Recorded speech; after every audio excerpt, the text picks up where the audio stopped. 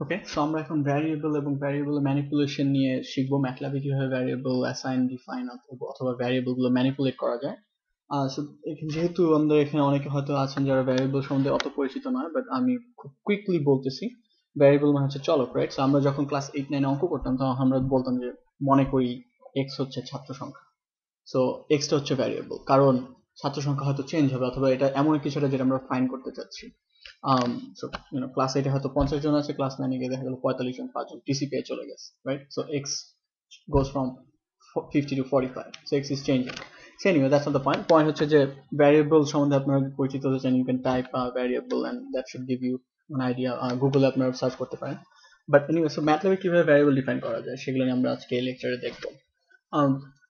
প্রথমে আমি যেটা করতে চাচ্ছি, সো প্রথমেই let me show you one thing.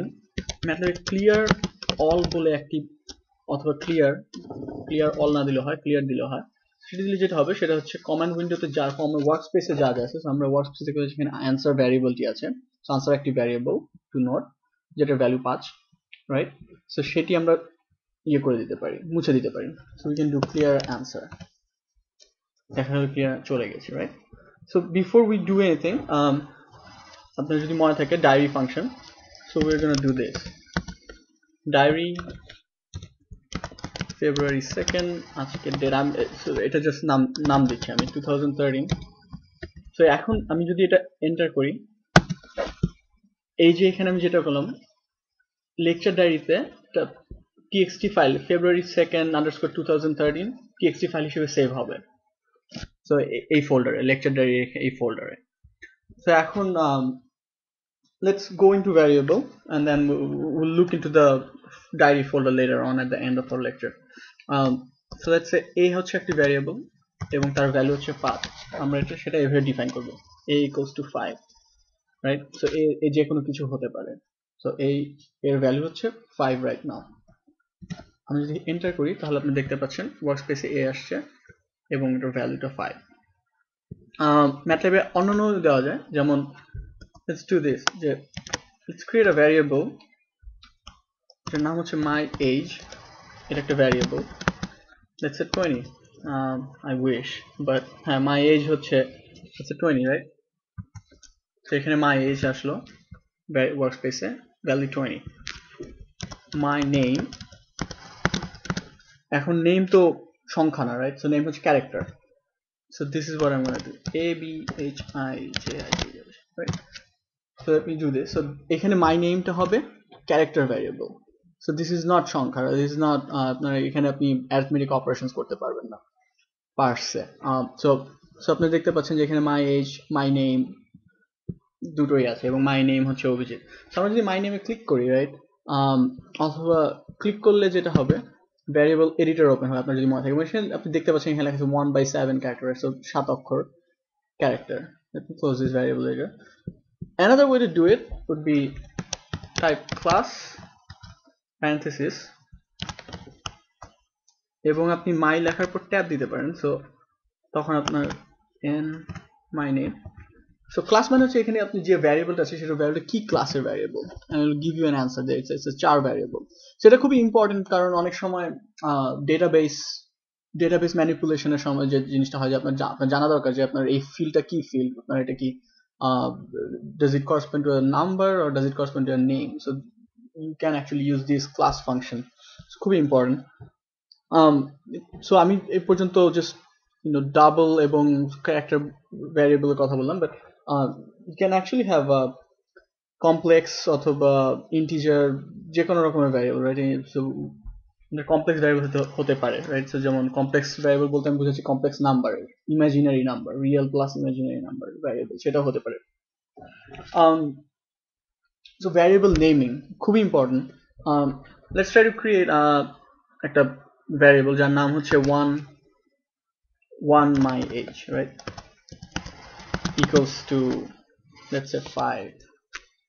আমি যদি হিট এন্টার করি আপনি দেখবেন এরর আসছে। সো ম্যাটল্যাবে জেনারেলি এরর এরকম হয়, 3টে কোশ্চেন মার্ক থাকে এবং ইটস অল রেড, এন্ড এররটা হচ্ছে এখানে আনএক্সপেক্টেড ম্যাটল্যাব এক্সপ্রেশন। সো এররটা খুব একটা বলছে না যে মানে কি ভুল হয়েছে, বাট এখানে যেটা ভুল হয়েছে সেটা হচ্ছে ভ্যারিয়েবলের নেমিং। ভ্যারিয়েবলের নেম কখনোই আপনি নিউমেরিক্স দিয়ে শুরু করতে পারবেন না। সো মাই এজ ভ্যারিয়েবল যেটা আমি আগে ডিক্লেয়ার করেছিলাম এখানে, দ্যাট ওয়াজ ফাইন, কিন্তু ওয়ান মাই এজ, ওয়ান যেহেতু একটা নিউমেরিক, রাইট, সো ওয়ান এটা দিয়ে কখনো শুরু করতে পারবেন না। So that's one important thing to know. So variable case sensitive, that's another খুব ইম্পর্টেন্ট জিনিস যেটা আপনাদের জানা উচিত। So my age, এখন আমি মাই এজ লিখছি, বাট এখানে এজের জিটা আমি ক্যাপস লক করে দিয়েছি এবং এটা I can do this, right, এবং হিট 20। সো আপনি নোটিস করেন এখানে কিন্তু দুটো ভ্যারিয়েবল ক্রিয়েট হয়েছে। সো মাই এজ এই variable with a small g and my age with caps G is not equal. So these are two different variables. So it's case sensitive. খুব important জিনিস জানার জন্য, আপনারা যখন প্রোগ্রামিং করা শুরু করবেন ম্যাটল্যাবে, you can have a mistake like that initially এবং it's very very hard to debug. So খুব ইম্পর্টেন্ট জিনিস to keep in the mind যে MATLAB variable case sensitive, right? Let's see. Built-in functions. MATLAB প্রচুর built-in function আছে। So for example, সেইগুলো আপনি নাম হিসেবে ইউজ করতে পারবেন না। আমরা সবাই পাই সম্বন্ধে জানি, right? Pi equals to 3.1415 goes on. So pi cannot be a variable. You should not use it as a variable. So pi আমি যদি টাইপ করে এন্টার দেই, it will give you a value. So MATLAB already pi value assign করা আছে। Second example, I, আমি যদি I লিখে enter দেই, it's actually a complex number, right? 0 plus 1 times I which is imaginary. So যারা জানেন না complex number কি, don't worry about it, but just মাথায় রাখেন যে I অথবা J is also the same thing as I, যে অ্যাভয়েড করা উচিত, অথবা pi। তারপর অ্যান্সার, রাইট, দ্যাটস another জিনিস, অ্যান্সার কখনো ভ্যারিয়েবল নেম হিসেবে ইউজ করা উচিত না, বিকজ MATLAB অলরেডি ওটা অ্যাসাইন করে দেয় আপনার কমান্ড উইন্ডোতে। আপনি যেটা দিচ্ছেন ভ্যারিয়েবল নাম ছাড়া, সেটার ডিফল্ট নাম হচ্ছে অ্যান্সার। সো যেটা আমি বলতে চাচ্ছি, আমি যদি 4 টাইপ করি এখন এন্টার দিই, তাহলে অ্যান্সার হবে 4। সো লাস্ট যে স্টেটমেন্টটা এক্সিকিউট হয়েছে সেটার ভ্যালুটা হচ্ছে answer, right?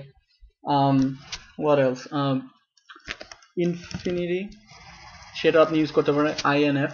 So it's already there. So if you notice করেন যে আমি INF টাইপ করার পর answer equals to caps lock INF আসছে, because it's already there, right? তারপর হচ্ছে nan, that's another thing. nan মানে হচ্ছে not a number. আমি যদি টাইপ করি, এবং not number কখন নাম্বার হবে না, যখন বেসিক্যালি অজ্ঞায়িত, মানে which is not defined, right? So এটা nan আসছে। So how do I get that? যদি 0 কে 0 দিয়ে ডিভাইড করি, that should be a nan, right? Because it's 0 কে আপনি 0 দিয়ে ডিভাইড করছেন, সো এটা নাম্বার না। কিন্তু আমি যদি 1 কে 0 দিয়ে ডিভাইড করি, what should that be, right? It's আমাদের প্রাইমারি স্কুলের, not primary school, I'm জানি, but it's basic math, right? 1 কে 0 দিয়ে ডিভাইড করলে সেটা infinity, and you can see that infinity, right? -1 divided by 0, negative infinity. So আমরা কিন্তু already mathematical কিছু জিনিস, ডিভিশন যেটা আমি অলরেডি করে ফেলেছি না ডিফাইন করে। সো কোনো কিছু ভাগ করাটা অ্যাকচুয়ালি এই ব্যাকস্ল্যাশ সাইন দিয়ে করা হয়, যেটা already we are getting. So যে পয়েন্ট হচ্ছে যে এখানে আপনার I, J, pi, nan, inf অথবা নেগেটিভ ইনফ, অ্যান্সার, এগুলো ভ্যারিয়েবলের, এগুলো built in function, right? So এগুলো ম্যাথল্যাবে অলরেডি ডিফাইন করা আছে। So don't use this as a variable, and variable case sensitive, এবং ভ্যারিয়েবল ফার্স্ট ক্যারেক্টার কখনো নিউমেরিক্স হতে পারবে না। Start it always with character. Let's see. Okay, so that's how to name a variable. So let me define a variable a equals to 10, let's say. আপনারা দেখতে পাচ্ছেন a এখানে already 5 আছে, right? আচ্ছা, আমি অলরেডি a ডিফাইন করেছি, but let me just do a equals to 10। যদি enter করি, ওই 5টা ডিলিট হয়ে যাবে এবং এটা রিঅ্যাসাইন হয়ে যাবে 10। সো এর ভ্যালু ছিল 5, আমি তারপরে a equals to 10 লিখেছি, and it got reassigned as 10। So যেটা হচ্ছে যে আপনি যখন প্রোগ্রামিং করতেন, খুব কেয়ারফুল থাকতে হবে আপনাকে যে ভ্যারিয়েবলটার ভ্যালুটা কি রাইট নাও, বিকজ a কে আপনি কিন্তু জাস্ট একটা স্কেলার হিসেবে ডিফাইন করতেছেন। সো এটার ভ্যালুটা বারবার ইরেজ হয়ে যেতে পারে। So it's very easy to make a mistake like that. আপনি হয়তো ভাবতেছেন যে আমার ভ্যালু a হচ্ছে 5, কিন্তু somewhere আপনার ভ্যালু somehow reassign হয়ে গেছে এবং এটা 10 হয়ে গেছে। So it's always good to keep in mind. So what kind of operations আমরা ম্যাথল্যাবে কিভাবে করব? ধরেন আমরা a কে 10 দিয়ে পাই দিয়ে গুণ করব। So a equals to so let me do c, সেটা নতুন ভ্যারিয়েবল নাম দিব, সেটা হচ্ছে c equals to a Times, so এখানে গুণ, রাইট, পাই, রাইট। অ্যানাদার থিং যেটা আমি করেছি বাট আমি বলিনি, যেটা হচ্ছে আমি যখন a ইকুয়ালস টু 10 দিয়েছি, রাইট, সো তখন আমি সেমিকলন দিয়েছি, এবং সেটা হচ্ছে যেটা সেটা আউটপুট সারপ্রেস করে দেয়। So it's very important C. আমি যদি c লিখি এখানে, তাহলে আমার আসবে 31.4159, আর আমি যদি সি কলন দেই তাহলে কিছু আসবে না। সো এই যে কলনটা, এটা আপনার কোনো আউটপুট ডিসপ্লে করবে না বেসিক্যালি কমান্ড উইন্ডোতে, right? It's good thing to know. So next হচ্ছে array. What is array, right? So that's basically আপনার MATLAB এর power. That's where the MATLAB leverages their power. So array হচ্ছে আপনার MATLAB এর bread and butter inside MATLAB. So array হচ্ছে, we can have matrix of array of numbers, right? Numbers or characters. So যারা array নিয়ে পরিচিত না, যদিও আমি it's not a programming or not a intro to programming language class, it's more specific to MATLAB. So আমি যাব না array basically কি, but I'll show যে মানে MATLAB array কি। But array হচ্ছে যে it's kind of like a number অথবা ভ্যারিয়েবল গুলো স্ট্যাক আপ করে একটার উপর আরেকটা, এভাবে যদি চিন্তা করতে চান। এবং আরেক ধরনের অ্যারে যেটা ম্যাটল্যাবে হয়, সো এক নম্বর যে অ্যারের কথাটা আমি বললাম সেটা হচ্ছে matrix of array of numbers or characters, সেটা ফার্স্ট। সেকেন্ড হতে পারে সেল অ্যারে, যেটা মোর অ্যাডভান্সড ডেটা স্ট্রাকচার মেথড, অথবা একটু হালকা অ্যাডভান্স। সো আমরা সেল অ্যারেতে এখনই যাবো না, আই থিঙ্ক এটা লেকচার 5 এর topic. So let's see, but আমি এক্সপেক্ট করছি আস্তে আস্তে ক্লিয়ার হবে as we go along, right? I mean যেহেতু শুরু করতেছ না তোমরা MATLAB, as we go along slowly it will all become clear যে অ্যাকচুয়ালি আর এটা কি। So let me go to so আমাদের next ভিডিওতে আমরা আরো অ্যারে সম্বন্ধে ভেক্টর সম্বন্ধে জানবো।